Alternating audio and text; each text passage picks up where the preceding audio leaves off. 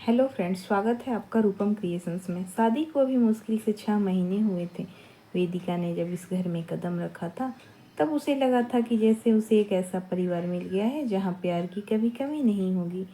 पति निखिल शांत स्वभाव का था, कम बोलता था लेकिन हर छोटी छोटी बात का ध्यान रखता था।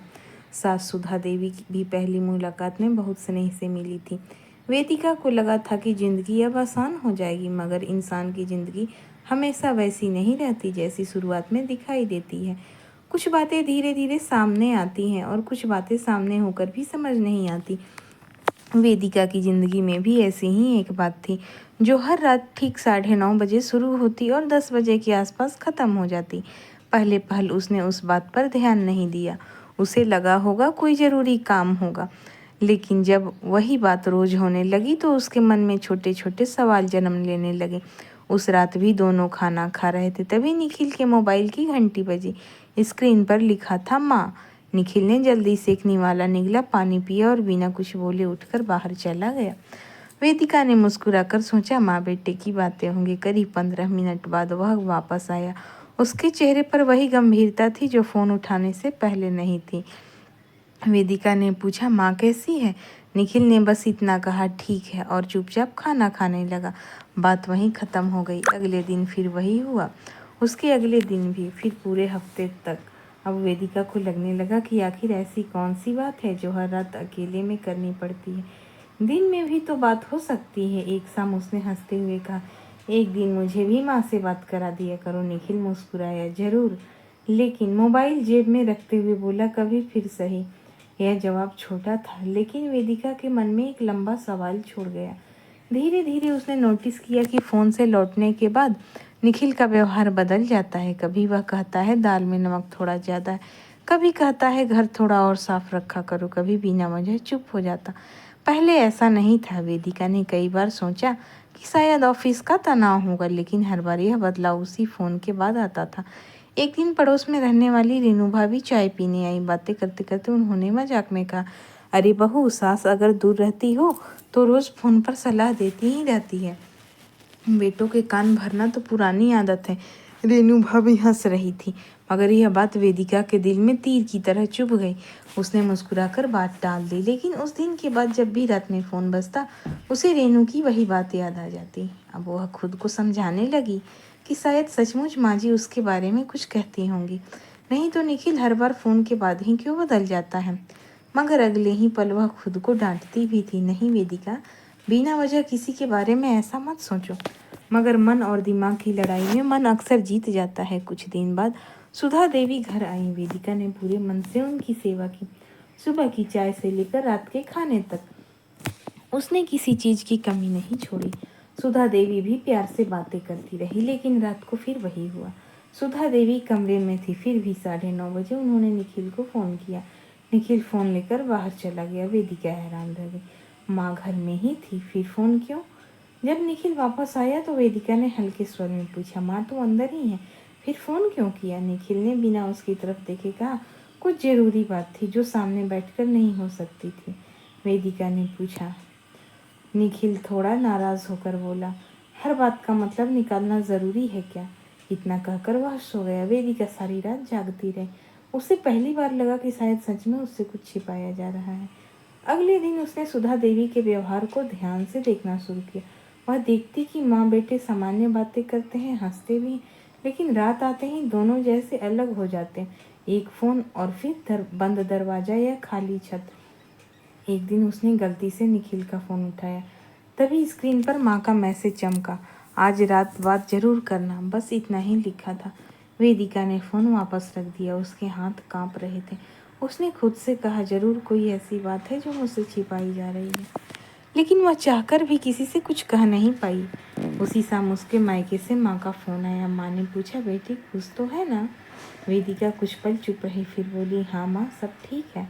मगर माँ आवाज़ पहचान गई। उन्होंने कहा, दिल में बात मत रखा कर, कभी कभी छोटी गलतफहमी भी रिश्तों को बड़ा नुकसान पहुँचा देती है।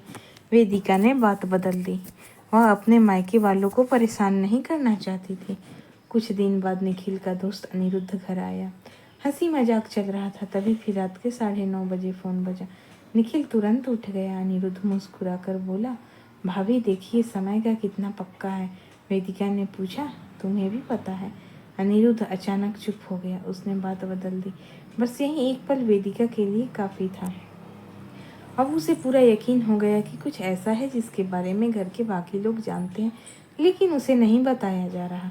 उस रात उसने तय कर लिया कि अब वह इस बात का सच जाने बिना नहीं रहेगी। लेकिन उसने झगड़ा करने की जगह एक अलग रास्ता चुना। उसने निखिल पर नज़र रखना शुरू किया। अगले दिन जब फोन आया तो वह चुपचाप कुछ दूरी बनाकर उसके पीछे चली। निखिल छत पर गया। वेदिका सीढ़ियों के मोड़ पर रुक गई। हवा तेज चल रही थी, इसलिए आवाज़ साफ नहीं आ रही थी। उसे बस इतना सुनाई दिया, नहीं माँ, अभी मत कहिए। अगर उसे पता चला तो वह बहुत दुखी होगी। मैं सही समय आने पर खुद समझा दूंगा। बस इतना सुनते ही वेदिका का दिल जैसे बैठ गया। उसे लगा ऐसी कौन सी बात है जिसे जानकर मैं दुखी हो जाऊंगी। उसकी आंखों में आंसू आ गए और बिना आवाज किए नीचे लौट आई। रात भर करवटें बदलती रही। अगली सुबह निखिल हमेशा की तरह सामान्य था, लेकिन वेदिका के चेहरे की मुस्कान कहीं खो चुकी थी। उसने पहली बार महसूस किया कि शक इंसान से उसकी नींद, उसका चैन और उसकी मुस्कान तीनों छीन लेता है। मगर अभी उसने फैसला नहीं किया था कि सीधे सवाल पूछे या कुछ दिन और इंतजार करे। उसे बस इतना लग रहा था कि अगर सच वही निकला जो वह सोच रही है तो शायद उसका यह घर पहले जैसा कभी नहीं रहेगा। सुबह की पहली किरण कमरे में आई तो वेदिका की आंखें खुली। जरूर, लेकिन रात भर की बेचैनी अभी भी उसके चेहरे पर साफ दिखाई दे रही थी। उसने आईने में खुद को देखा तो लगा जैसे कुछ ही दिनों में उसकी मुस्कान कहीं खो गई हो। वह हमेशा की तरह रसोई में चली गई। चाय बनाई, नाश्ता तैयार किया और सबके सामने बिल्कुल सामान्य रहने की कोशिश करने लगी। निखिल भी ऐसे व्यवहार कर रहा था जैसे सब कुछ पहले जैसा ही हो। उसने मुस्कुराकर पूछा, आज इतनी चुप क्यों हो? वेदिका ने हल्की सी मुस्कान बनाकर कहा, बस नींद ठीक से नहीं आई। निखिल ने ज़्यादा कुछ नहीं पूछा। वो ऑफिस चला गया। उसके जाते ही सुधा देवी ने वेदिका को अपने पास बैठाया और बोली, बहू तो अपने मायके कब जाएगी? बहुत दिन हो गए। वेदिका ने उनकी आंखों में झांक कर देखा। उसे लगा शायद आज कुछ समझ आए, लेकिन सुधा देवी का चेहरा बिल्कुल सामान्य था। वेदिका ने कहा, अभी मन नहीं है माँ जी। सुधा देवी उसके सिर पर हाथ फेरते हुए कहा, बेटी अपने मन की बात कभी छिपाना मत। रिश्ते तभी मजबूत रहते हैं जब बातें दिल में नहीं रखी जाती। यह सुनकर वेदिका के मन में एक अजीब सी टिस उठी। उसे लगा जो बात खुद अपने बेटे से छिपा कर करती है वही मुझे सीख दे रही है। मगर उसने कुछ नहीं कहा। दिन बीत गया, रात हुई। घड़ी ने 9:30 बजाए और फिर वही फ़ोन बजा। निखिल बिना कुछ बोले उठा और बाहर चला गया। इस बार वेदिका उसके पीछे नहीं गई और बस दरवाजे के पास खड़ी रही। कुछ देर बाद निखिल लौटा तो उसके चेहरे पर चिंता साफ दिखाई दे रही थी। उसने खाना भी ठीक से नहीं खाया। वेदिका चाहती तो उसी समय पूछ लेती, लेकिन उसने खुद को रोक लिया। अगले दिन रविवार था, सब लोग घर पर थे। दोपहर में निरुद्ध आया। दोनों दोस्त छत पर बैठे बातें कर रहे थे। वेदिका पानी देने गई तो उसने देखा कि निखिल किसी बात को लेकर परेशान है। वह लौटने लगी तभी अनिरुद्ध की आवाज़ सुनाई दी, यार कब तक छिपाएगा? निखिल ने धीमे स्वर में कहा, जब तक जरूरी है। वेदिका के कदम वहीं रुक गए। उसका दिल जोर जोर से धड़कने लगा। वह आगे कुछ सुन पाती उससे पहले दोनों ने उसे देख लिया। अनिरुद्ध तुरंत बात बदलकर हंसने लगा। वेदिका चुपचाप नीचे आ गई। अब उसके मन का शक और गहरा हो चुका था। उसे लगने लगा कि सिर्फ माँ ही नहीं, अनिरुद्ध भी इस बात को जानता है। पूरे घर में केवल वही एक इंसान है जिससे सब कुछ छिपाया जा रहा है। उस शाम रेनू भाभी फिर आई। उन्होंने देखा कि वेदिका पहले जैसी नहीं रही। उन्होंने पूछा, क्या बात है बहू, सब ठीक तो है? वेदिका ने बहुत रोकने की कोशिश की, लेकिन आखिर उसके मुंह से निकल ही गया, अगर पति रोज किसी से छिपकर बातें करे तो क्या सोचना चाहिए? रेनू भाभी कुछ पल चुप रही, फिर बोली, सोचना कम, पूछना ज़्यादा चाहिए। कई घर सिर्फ इसलिए टूट जाते हैं क्योंकि लोग सवाल अपने मन से पूछते हैं, सामने वाले से नहीं। यह बात वेदिका के दिल में उतर गई। उसने तय किया कि अब वह सीधे निखिल से बात करेगी। मगर उसी रात जब उसने हिम्मत जुटाई तभी फिर फोन आ गया। निखिल जल्दी से बाहर चला गया। वेदिका इस बार भी पीछे नहीं गई और बस खिड़की से उसे देखती रही। निखिल फोन पर कभी सिर झुका लेता, कभी आसमान की तरफ देख और कभी आंखें बंद कर लेता। उसके चेहरे पर तनाव था, गुस्सा नहीं। यह देखकर वेदिका पहली बार उलझ गई। अगर माँ उसके खिलाफ बातें करती तो निखिल गुस्से में दिखता, मगर यहाँ तो वह परेशान दिखाई देता था। अगले दिन सुबह वेदिका घर की सफाई कर रही थी। अलमारी से एक पुरानी डायरी नीचे गिर गई। वह उसे उठाने लगी तो उसके बीच से एक पुरानी फोटो निकलकर जमीन पर गिर गई। फोटो में छोटे से निखिल के साथ उसके पिता और सुधा देवी मुस्कुरा रहे थे। पीछे लिखा था, हमेशा साथ रहेंगे। वेदिका कुछ देर तक फोटो को देखती रही। तभी सुधा देवी आ गई। उन्होंने जल्दी से फोटो उठाकर डायरी में रख ली। उनकी आंखें भर आई थी। वे बोली, कुछ यादें जितनी कम छेड़ी जाए उतना अच्छा होता है। इतना कहकर वे चली गईं।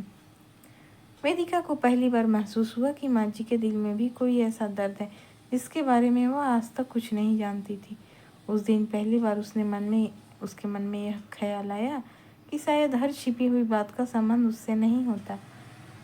कुछ बातें इंसान अपने पुराने घावों की वजह से भी छिपा लेता है। लेकिन अगले ही पल उसे छत पर सुनी हुई निखिल की बात याद आ गई। अगर उसे पता चला तो बहुत दुखी होगी। यह सोचकर उसका मन फिर बेचैन हो उठा। शाम को निखिल ऑफिस से लौटा तो पहले की तरह थका हुआ था। वेदिका ने चुपचाप उसके सामने चाय रख दी। निखिल ने महसूस किया कि पिछले कुछ दिनों से वेदिका की हंसी जैसे कहीं खो गई है। उसने पूछा, सब ठीक है ना? वेदिका चाहती तो उसी समय सब कुछ पूछ लेती, लेकिन उसने खुद को रोक लिया। उसने केवल इतना कहा, तुम्हें कभी ऐसा नहीं लगता कि पति पत्नी के बीच कोई बात छिपनी नहीं चाहिए? निखिल कुछ पल चुप रहा, फिर बोला, लगता है, लेकिन कुछ बातें सही समय पर ही बताई जा सकती हैं। यह सुनकर वेदिका का दिल और भारी हो गया। उसे लगा कि सचमुच कोई ऐसी बात है जो उसे छिपाई जा रही है। उसी रात फिर 9:30 बजे फ़ोन आया। इस बार निखिल बाहर जाने लगा तो वेदिका ने उसे रोक लिया।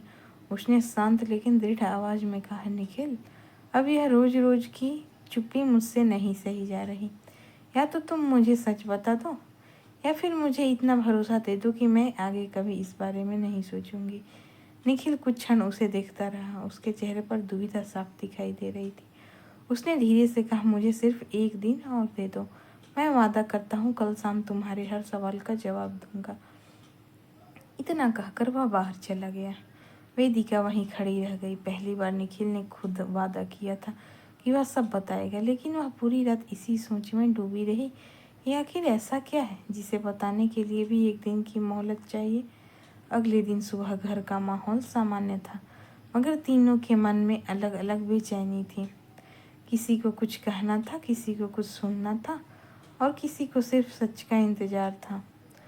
सुबह होने तक वेदिका ने तय कर लिया था कि अब वह अपने मन में सवालों का बोझ लेकर नहीं जिएगी। उसने चाय बनाई, निखिल के सामने रखी और शांत स्वर में बोली, आज शाम ऑफिस से थोड़ा जल्दी आ जाना, मुझे तुमसे ज़रूरी बात करनी है। निखिल ने उसकी आंखों में देखा। उसे समझ आ गया कि अब बात टलने वाली नहीं है। पूरे दिन अपने अपने काम में लगे रहे, लेकिन दोनों के मन में एक ही बात घूम रही थी। शाम को निखिल समय से घर आ गया। वेदिका ने दरवाज़ा खोल, लेकिन रोज की तरह मुस्कुराई नहीं। दोनों कमरे में बैठे तो कुछ पल तक सिर्फ खामोशी थी। आखिर वेदिका ने ही शुरुआत की, निखिल, मैं अब थक गई हूँ। मैं हर रात तुम्हारे उस फ़ोन का इंतज़ार नहीं कर सकती। अगर मुझ में कोई कमी है तो सामने कह दो।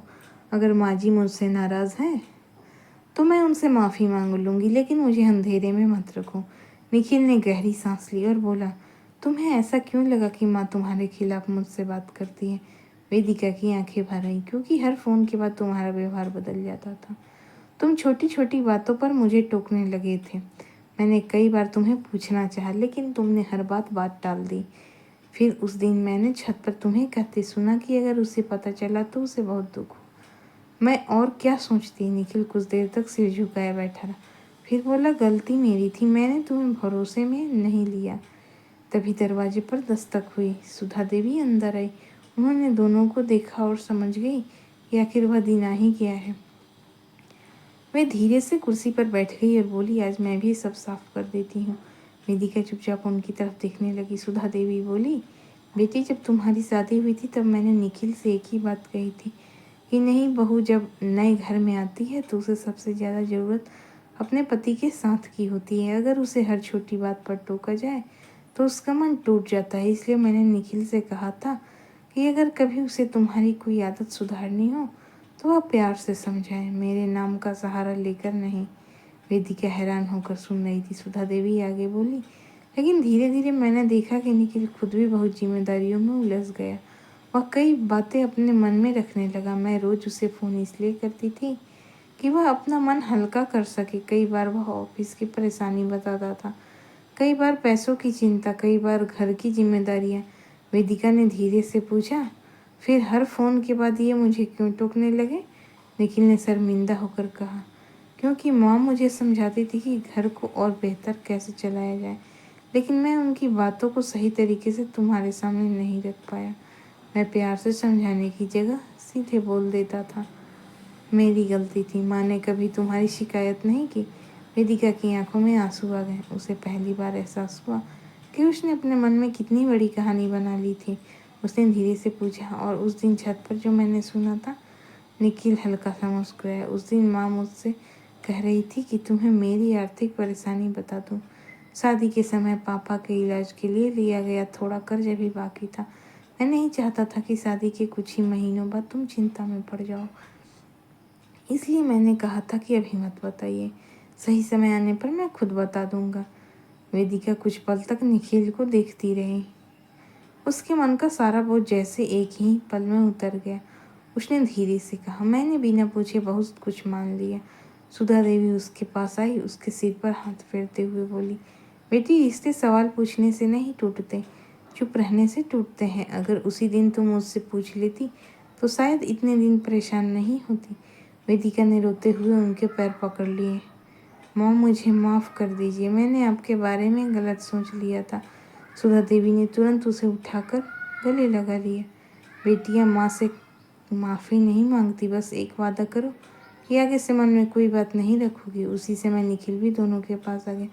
उसने वेदिका का हाथ पकड़कर कहा, और मैं भी वादा करता हूँ कि अब कोई भी बात तुमसे नहीं छिपाऊंगा, चाहे कितनी छोटी या बड़ी क्यों न हो। उस दिन के बाद घर का माहौल बदल गया। अब रात को जब सुधा देवी का फ़ोन आता तो निखिल स्पीकर ऑन कर देता।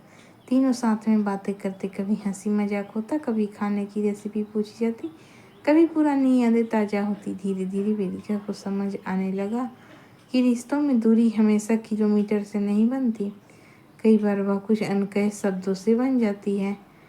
हर एक शाम रेणु भाभी फिर आई। एक शाम रेणु भाभी फिर घर आई। उन्हें मुस्कुराकर पूछा, अब भी रात में फ़ोन आता है कि? वेदिका भी मुस्कुरा दी। उसने कहा, हाँ भाभी, आता है, लेकिन अब वह फ़ोन किसी के कान नहीं भरता, बल्कि पूरे घर में अपनापन भर देता है।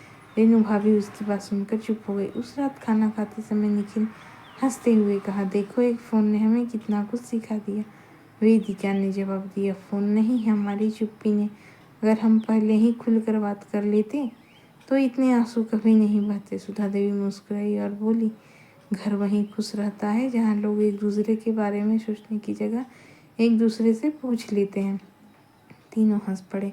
उस दिन के बाद घर में रात का सन्नाटा नहीं, हंसी सुनाई देने लगी। वेदिका ने महसूस किया कि विश्वास कोई बड़ी बात नहीं मांगता, बस समय पर की गई एक सच्ची बातचीत मांगता है। और उसने उसी दिन मन ही मन ठान लिया, यह वह किसी भी रिश्ते को शक के सहारे नहीं, भरोसे के सहारे निभाएगी।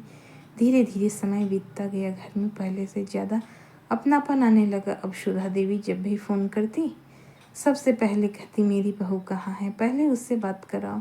और वेदिका हंसते हुए कहती, माँ, अब तो आपका फ़ोन मेरे लिए दिन का सबसे अच्छा पल होता है। निखिल दोनों को देखकर मुस्कुरा देता। उसे भी समझ आ गया था कि रिश्तों को मजबूत बनाने के लिए प्यार जितना ज़रूरी है, उतना ही ज़रूरी है खुलकर बात करना। उस छोटे से परिवार ने उस दिन एक ऐसी सीख पाली थी जो ज़िंदगी भर उनके साथ रही। गलतफहमियाँ वही जन्म लेती है जहाँ बातचीत ख़त्म हो जाती है, और भरोसा वहीं लौटता है जहाँ लोग एक दूसरे की बात पूरे मन से सुनते हैं। फ्रेंड्स, अगर कहानी पसंद आई हो तो चैनल को सब्सक्राइब करना ना भूलें, और आप कहाँ से मेरी कहानी को देख रहे हैं कमेंट में ज़रूर बताएं।